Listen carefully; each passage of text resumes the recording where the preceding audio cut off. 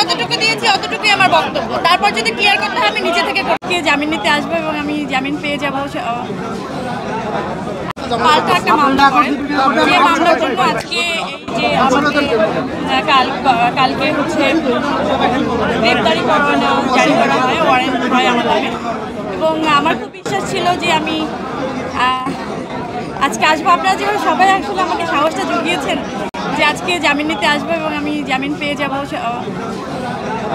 আপনাদের এত ভালোবাসা নিয়ে আসলে আমি বাড়ি ফিরছি, এরকম একটা জয় নিয়েও যেন আমি বাড়ি আসলে ফাইনালি ফিরতে পারি, আপনাদের ভালোবাসার সাথে থাকতে পারি। আমার জন্য দোয়া করবেন।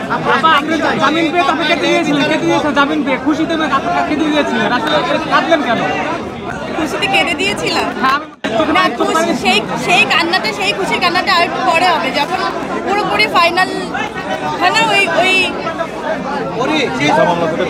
হ্যাঁ ওই বিচারটা যখন আসলে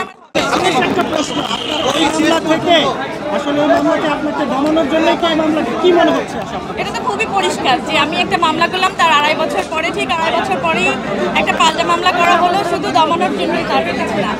এবং এটা বিচারাধীন। আমার বিশ্বাস যে আমি সঠিক বিচার পাবো, আমি ন্যায় বিচার পাবো।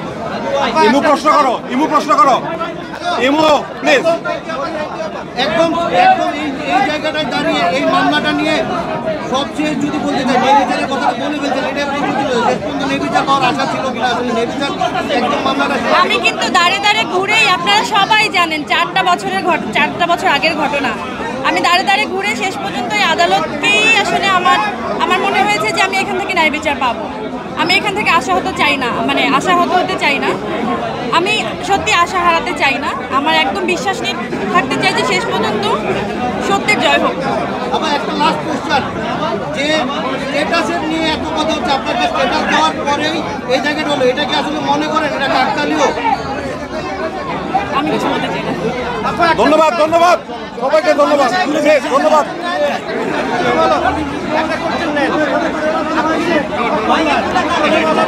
আমি প্রথম আলোচনা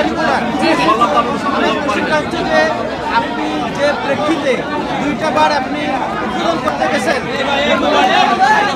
আপনি টাঙ্গাইলে শুরু উদ্বোধন করতে গিয়েছিলেন, পারেননি। আমি বলি পারেননি আর কি। আপনি যে স্ট্যাটাসটা দিয়েছেন সাধারণ মানুষ অনেক ক্লিয়ার না, আপনি মেসেজটা আপনি যে টাঙ্গাইলে আমি যতটুকু দিয়েছি অতটুকুই আমার বক্তব্য। তারপর যদি ক্লিয়ার করতে হয় আমি নিজে থেকে করবো। Thank you. ধন্যবাদ।